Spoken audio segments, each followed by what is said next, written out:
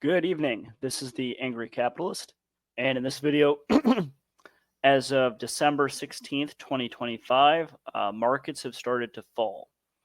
We've had the Fed meeting come out today, and I'm going to talk about this a little bit, what I see in the market, and how I personally am going to be positioning myself going forward. Before we get into it, quick disclaimer, of course, I'm not a financial advisor. The purpose behind this video is purely for entertainment, educational, and strategic purposes. Before you invest money, you should do your own due diligence, take responsibility for yourself, and just don't be a bitch. Do your own homework. Okay. So I highly recommend that you go back and watch the Fed meeting in full. Yourself, watch the full Fed meeting, preferably without any kind of news analyst or anyone else giving their own 2 cents. The reason that I recommend this is you may notice a few things that come out to your attention that are being left out from the media and from pundits. Additionally, I think it's a good exercise just to kind of see how the Fed is communicating, and you can make your own decisions just based off of the wording the Fed chair presents. So, getting into it, got my notepad. So today the Fed did a 0.25% cut. So it's a quarter of a percentage point of the federal funds rate.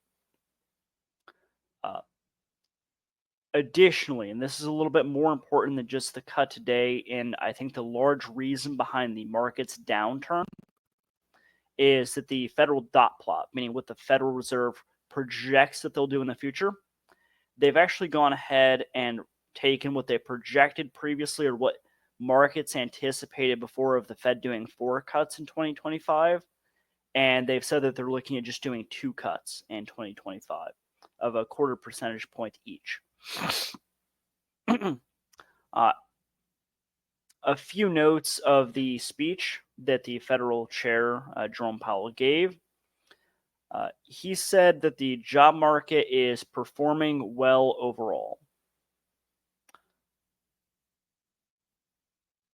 I would say it's not terrible. It's definitely not mass layoffs, but I think the job market is definitely softened.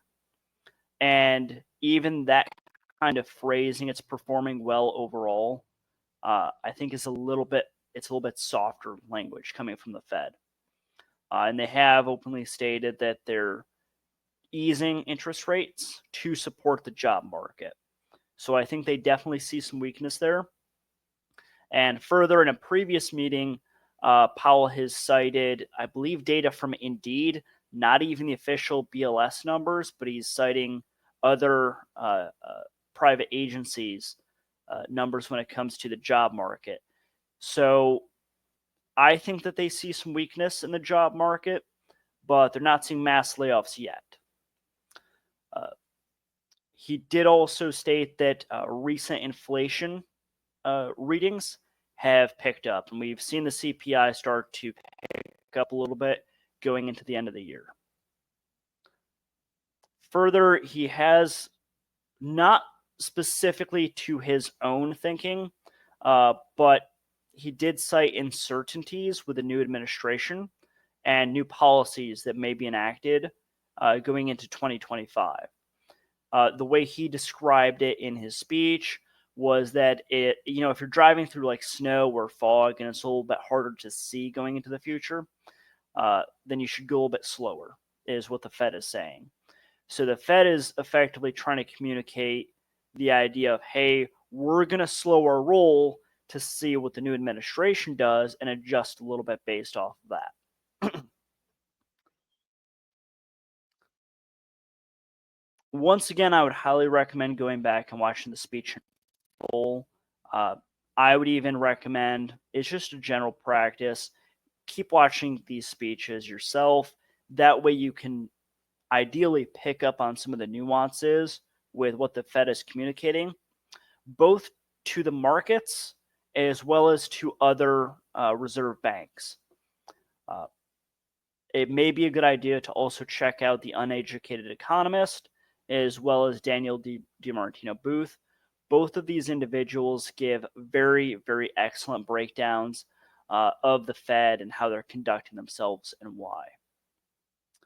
And of course, we've got the 10-year Treasury. Now, the reason the 10-year Treasury is watched so closely, right, is that as the Federal Reserve is supposedly, they're dropping interest rates of the federal funds rate, but that doesn't necessarily mean that interest rates on consumer debt or corporate debt are going to be decreased.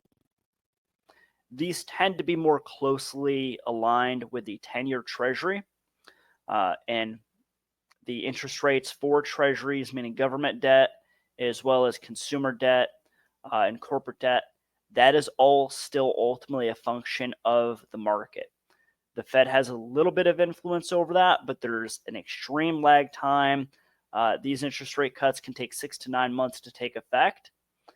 And even then, it's still subject to what the market is willing to lend on and buy in terms of debt. And as a result, as of Tuesday, the 10-year Treasury did rise to 4.51%. Overall, I think we can see that the Fed is trying to move a little bit slower. They're definitely concerned about the possibility of inflation starting to increase. If I remember correctly, Jerome Powell did also use the phrase something to the effect of, let me actually pull this up on Yahoo Finance here to see if I can find it for you guys.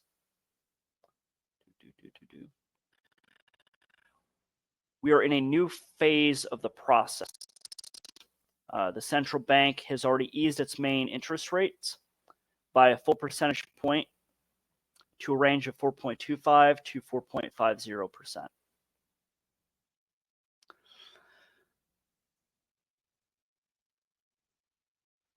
So we can see that they're trying to slow down the cutting of interest rates, and some people seem to think that the Federal Reserve is in a race to zero. That is definitely not the case. They view the interest rate as a tool to, it used to be viewed as a tool to stimulate or restrict the economy. Now it's more of the Federal Reserve's jawboning, meaning their policy guidance, including the dot plot, as well as these meetings and statements that are given out by the Federal Reserve, which tend to be more of the monetary policy tool. But they do see having this interest rate being higher is more beneficial because they can always, to that kind of Keynesian mindset, put some gas in the economy by lowering the interest rates. And they're not in a hurry to give that tool up to respond to anything that may occur with the economy. So keep this in mind. The Fed does not necessarily want to just race down to zero, although lots of markets would think that. Various individual pundits, people in the news, people in real estate, they think that, just they get addicted to the monetary heroin, so to speak, or the punch bowl, as it's also called. So keep that in mind when people talk about how the Fed is definitely going to lower interest rates, or they have to lower interest rates further. The Fed doesn't want to necessarily. They only do that if they believe they have to. So as a result of this, let's see here. So the Dow Jones Industrial Average has dropped by 2.6%. The S&P has dropped by 2.9%, and the NASDAQ has dropped by 3.6%. So it's not a crash. That's definitely not for sure. That's definitely for sure. And in the markets are saying that it's falling. It's definitely a pullback. I'm still waiting to see what the markets will do tomorrow. I did buy in a little bit today, and I do have a pending order that is good till canceled for tomorrow as well. Now, once again, this is purely what I'm doing. Your own strategy is your own strategy. Your risk tolerances, what it is you're looking to buy in is entirely individual and up to you.